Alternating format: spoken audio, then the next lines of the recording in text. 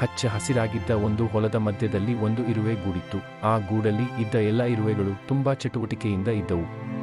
ಆ ಗೂಡಿನಲ್ಲಿ ಗಾತ್ರದಲ್ಲಿ ಚಿಕ್ಕದಾದ ಸೂಸಿ ಎಂಬ ಇರುವೆ ಕೂಡ ವಾಸವಾಗಿತ್ತು. ಸೂಸಿ ಚಿಕ್ಕದಾಗಿರುವುದರಿಂದ ತಾನು ಲೆಕ್ಕಹಾಕಲ್ಪಡುವುದಿಲ್ಲ ಎಂದು ಅಂದುಕೊಳ್ಳುತ್ತಿತ್ತು. ಮಳೆಯ ಕಾಲ ಸಮೀಪಿಸುತ್ತಿದ್ದರಿಂದ ಆಹಾರ ಸಂಗ್ರಹಿಸುವುದರಲ್ಲಿ ಎಲ್ಲ ಇರುವೆಗಳು ತೊಡಗಿಸಿಕೊಂಡಿದ್ದವು. ಒಂದು ದಿನ ಹೀಗೆ ಆಹಾರ ಸಂಗ್ರಹಿಸುವ ಸಮಯದಲ್ಲಿ ದೊಡ್ಡ ಕಟ್ಟಿಗೆಯೊಂದು ಅವರ ಗೂಡಿನ ಮೇಲೆ ಬಿದ್ದು ಪ್ರವೇಶ ದ್ವಾರವನ್ನು ತಡೆಹಿಡಿದು ಬಿದ್ದಿತು. ಇತರ ಇರುವೆಗಳು ಅದನ್ನು ನೋಡಿದ ಕೂಡಲೇ ಗಾಬರಿಯಾದವು. ಅವುಗಳು ಎಷ್ಟು ಪ್ರಯತ್ನಿಸಿದರೂ ಆ ಕಟ್ಟಿಗೆಯನ್ನು ಸರಿಸಲು ಆಗಲಿಲ್ಲ. ಆಗ ಸೂಸಿ ಮುಂದೆ ಬಂದು ಹೇಳಿತು, ನಾವು ಚಿಕ್ಕವರಾದರೂ ಒಂದಾಗಿ ಕೆಲಸ ಮಾಡಿದರೆ ದೊಡ್ಡ ಶಕ್ತಿ ಹೊಂದಿರುತ್ತೇವೆ. ಮೊದಲಿಗೆ ಉಳಿದ ಇರುವೆಗಳು ಈ ಮಾತು ಒಪ್ಪಲು ಹಿಂಜರಿಯುತ್ತಿದ್ದರು. ಆದರೆ ಸೂಸಿಯ ಯೋಜನೆ ಕೇಳಿದ ಮೇಲೆ ಅವರು ಒಪ್ಪಿ ಪ್ರಯತ್ನಿಸಲು ತೀರ್ಮಾನಿಸಿದರು. ಸೂಸಿ ಒಂದು ಯೋಜನೆ ರೂಪಿಸಿತು.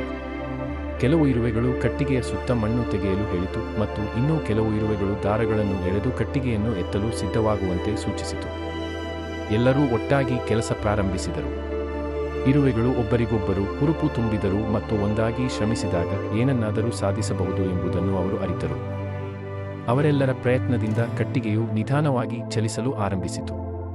ಕೊನೆಗೆ ಒಂದು ಬಾರಿ ತಳ್ಳುವಿಕೆಯೊಂದಿಗೆ ಪ್ರವೇಶ ದ್ವಾರ ಮುಕ್ತವಾಯಿತು. ಇಡೀ ಇರುವೆ ಗೂಡು ಹರ್ಷೋದ್ಗಾರದಿಂದ ತುಂಬಿತು. ಎಲ್ಲರೂ ಸೂಸಿಯ ಕಾರ್ಯಚಾತುರ್ಯಕ್ಕೆ ಕೃತಜ್ಞತೆ ಸಲ್ಲಿಸಿದರು. ಆ ದಿನದಿಂದ ಸೂಸಿಯು ತಿರಸ್ಕೃತ ಇರುವೆಯಾಗಿರಲಿಲ್ಲ. ಗೂಡಿನಲ್ಲಿ ಎಲ್ಲರೂ ಒಂದಾಗಿ ಕೆಲಸ ಮಾಡುವ ಮೂಲಕ ಸಹಕಾರದ ಮಹತ್ವವನ್ನು ಅರಿತುಕೊಂಡರು.